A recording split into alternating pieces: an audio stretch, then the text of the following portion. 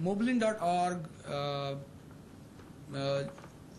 operating system distribution.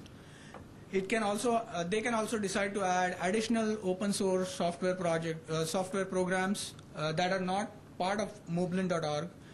They can also add proprietary third-party applications, for example, Real Player or Rhapsody or other programs.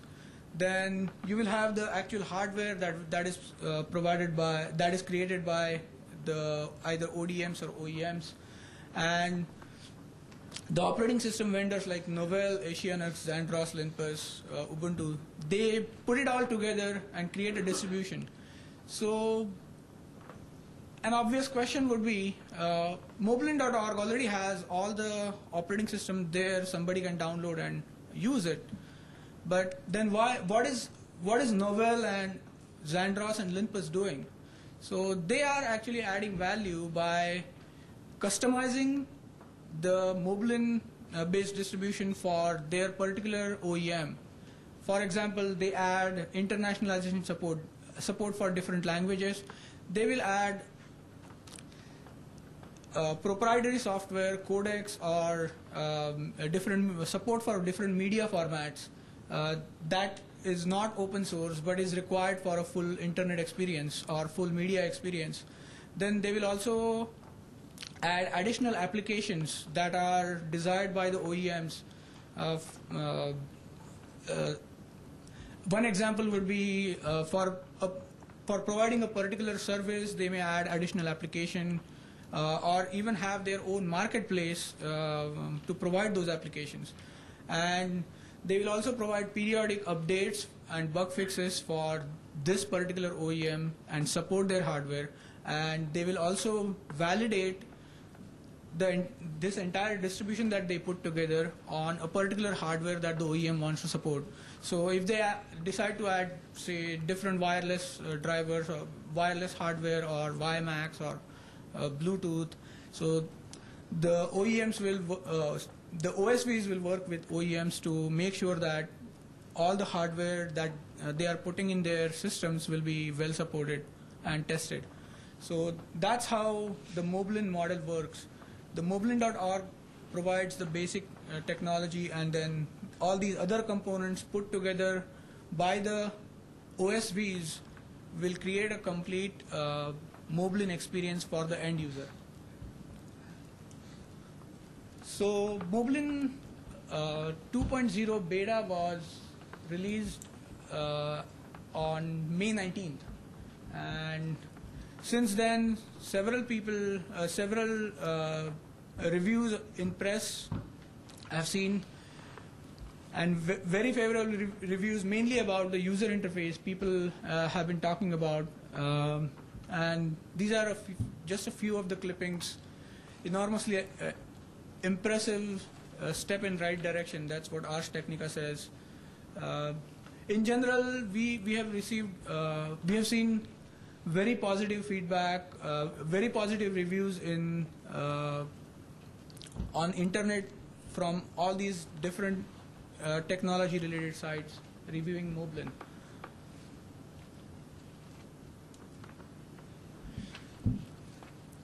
So what are the key elements of Moblin?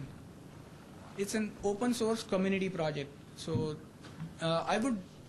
it may sound repetitive that I'm saying it again and again, but I want to stress that, I can't stress that enough, that Moblin is an open source project.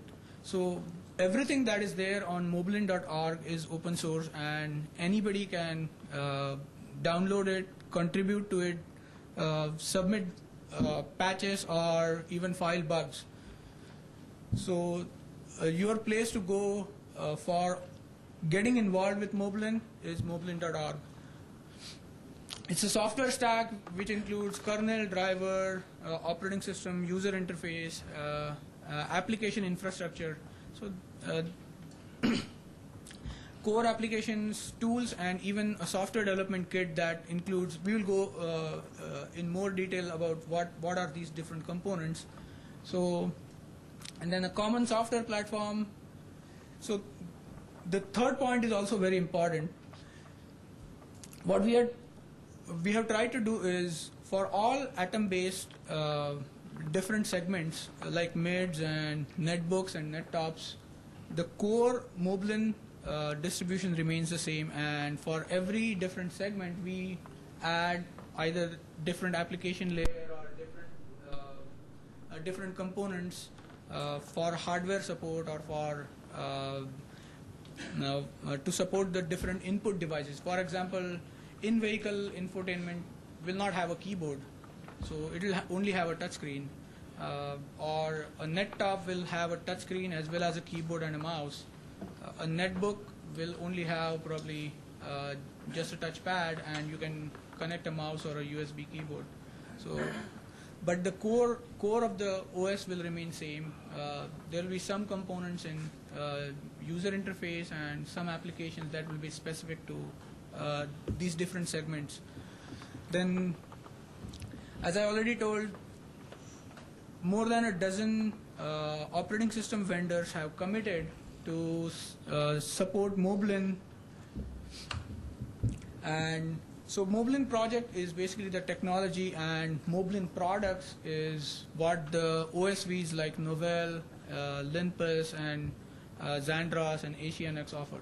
So if you go to moblin.org, that is not a end product, because it's just a community project for people to download and participate in the Moblin development. But if you say buy a product, then it will most probably be put together with additional components, as I mentioned. So that's how Moblin is. That's how Moblin model works. And going further into details of Moblin's platform, here are three different areas that I would call. There is a set of core tools, there is Moblin software stack, and there is Moblin ecosystem. So Moblin core tools and Moblin software stack are the components that are on moblin.org. And Moblin ecosystem is the partners, vendors doing either original equipment manufacturers like Asus, Acer, Dell, HP, independent software vendors like Real or Rhapsody or Adobe, and then there will be also participation from community and developers for contributing to the Moblin project. On Moblin core tools, we have PowerTop, that is a tool for analyzing the power consumption by a particular application. How often, for example, an application wakes up the CPU to do its processing, how much power it will consume. Image Creator is an is a tool for creating a Moblin either live USB image or a live CD image by putting together all the packages, and you can create a configuration file and say I want these components and don't want the other components. So it's a tool for creating a Moblin image. Then you can burn that image on a CD to install, or you can create a live USB stick and just put it into your netbook or nettop and boot off of it. SDK is software